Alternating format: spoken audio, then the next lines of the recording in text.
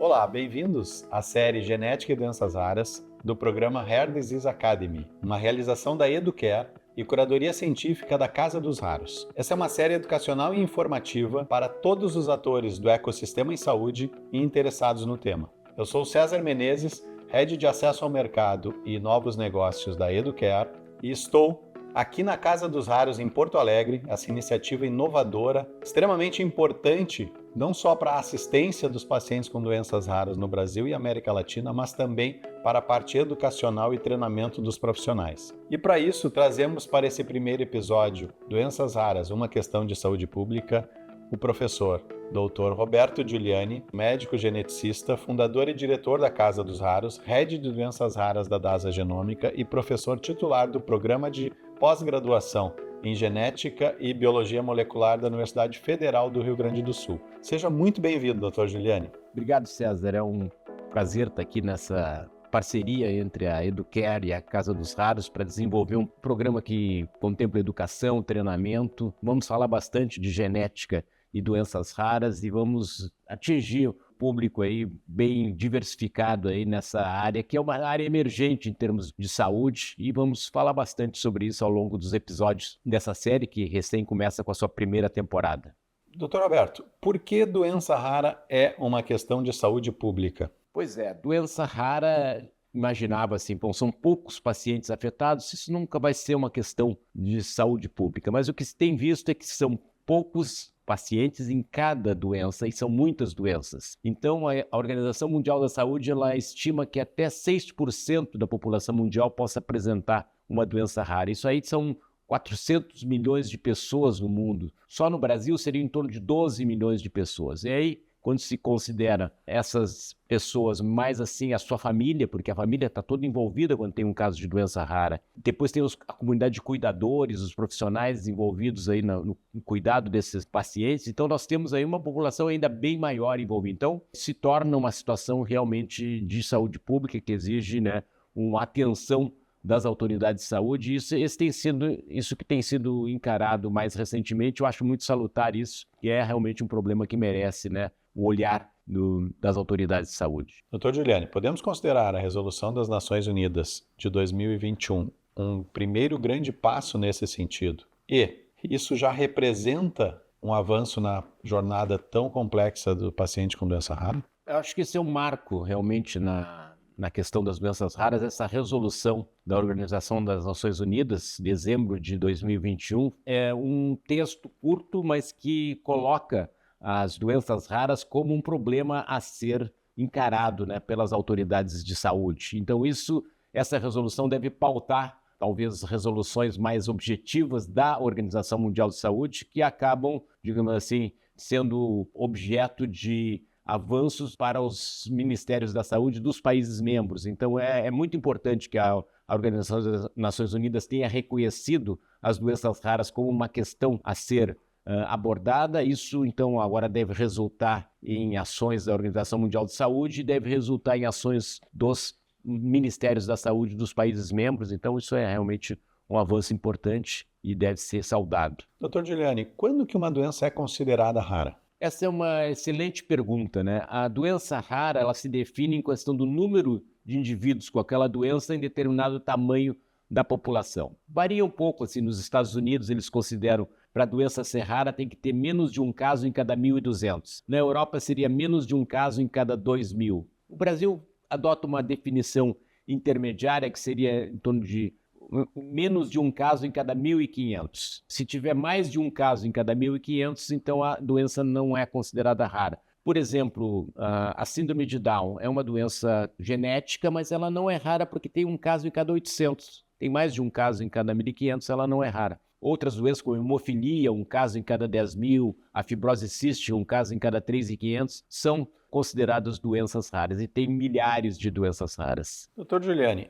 sabemos que já existem várias políticas públicas e resoluções no Brasil. O que podemos esperar dessas novas políticas? O Brasil tem avançado na área de políticas públicas para doenças raras. Por exemplo, vou dar no ano 2001 nós começamos a fazer o teste do pezinho em todos os bebês que nascem no Brasil. Isso, como o teste do pezinho basicamente detecta precocemente doenças raras que podem ser tratadas, é uma ação na área das doenças raras e que vem avançando ao longo do tempo, né? E então esse acho que é um marco importante. Mas talvez assim uma resolução do Ministério da Saúde que realmente focalizou a questão das doenças raras em 2014, com a Política Nacional de Atenção Integral às Pessoas com Doenças Raras. E a partir dessa política começaram a ser designados no Brasil serviços de referência em doenças raras que recebem uma remuneração especial por parte do Sistema Único de Saúde para atuar nessa área. E então esse foi também um marco importante. E as coisas têm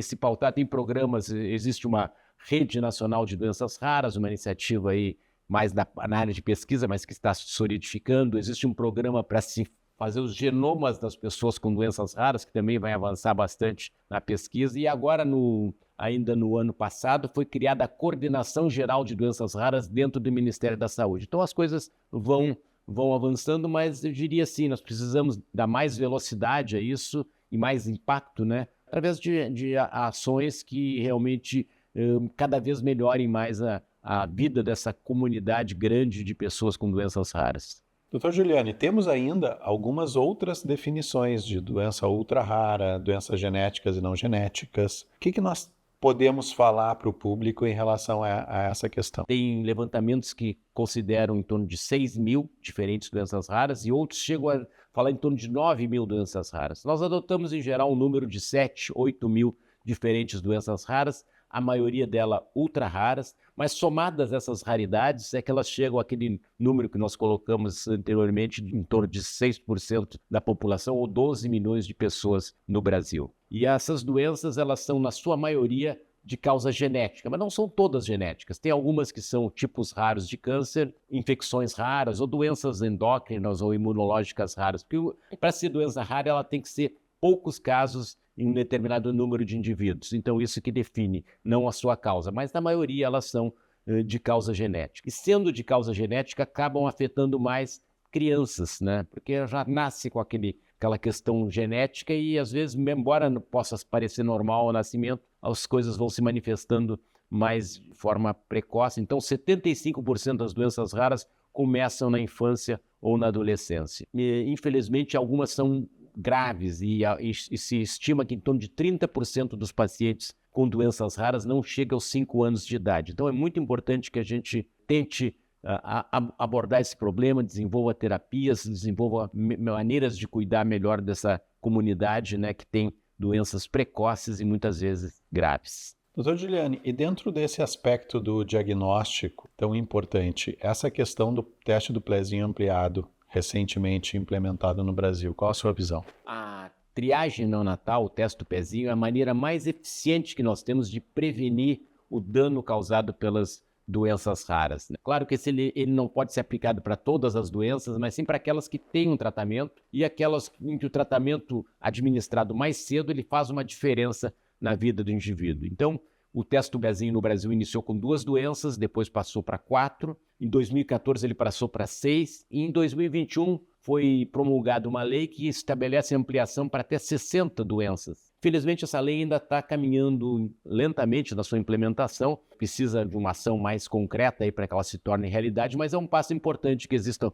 uma lei que já amplie, expanda o teste do pezinho para um número maior de doenças, dados os benefícios que são resultantes, né, da aplicação do teste do pezinho, especialmente quando toda a população que pode fazer esse teste gratuitamente pelo SUS, nós precisamos expandir esse teste.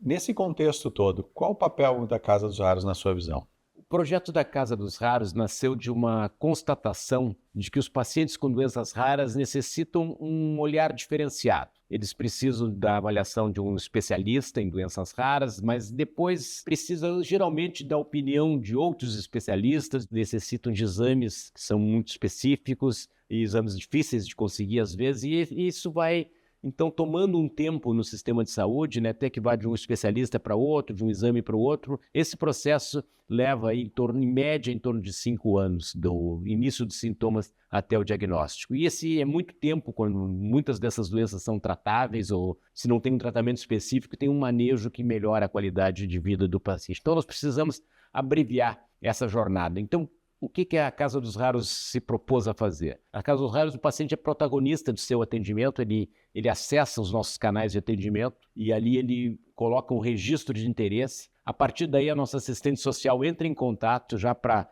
mapear a situação sociodemográfica do paciente, como é a situação, onde ele mora, que avaliações ele já fez, alguma coisa assim mais geral, passa para o time clínico e então vai marcar uma teleconsulta com o médico geneticista, que já vai então ter acesso aos exames que já foram feitos, aos médicos que ele já consultou, e vai então ter toda uma ideia do caso de uma maneira mais direta e saber o que ele precisa fazer. E quando ele vem para avaliação, que é o próximo passo, ele já vem já sabendo exatamente o que a gente precisa fazer em termos de exames e de maneira que logo se chega a uma conclusão sobre o diagnóstico e aí se traça um plano de manejo.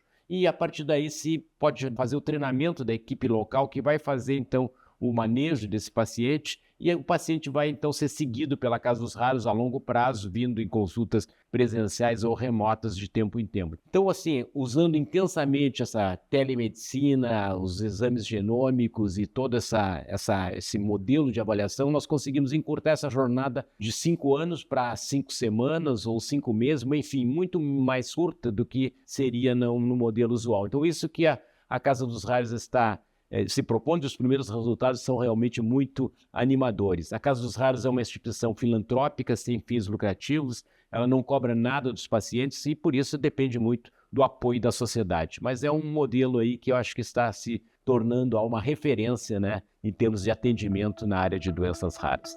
Muito bem, parabéns por todo esse trabalho. Já se encaminhando aqui para o encerramento, na nossa última questão desse episódio, o que o programa Rare Disease Academy significa para esse contexto todo? Bom, eu acho que esse programa ele se encaixa perfeitamente nos objetivos, né, da Casa dos Raros, que é um centro de atenção integral e treinamento em doenças raras. Então, eu vejo muito positivamente nessa série, né, que vai abordar aspectos de doenças raras, definições, como é a jornada do paciente, como são as novas terapias avançadas, a pesquisa que está se fazendo e como se dá o acesso a esses novos tratamentos. Então, tudo isso vai ser abordado, as medidas de prevenção, teste do pezinho, aconselhamento genético, e nós vamos, acho que, dar um olhar bastante abrangente para um público bastante amplo, né, sobre doenças raras e o que tem a ver com genética. Eu acho muito positiva essa iniciativa.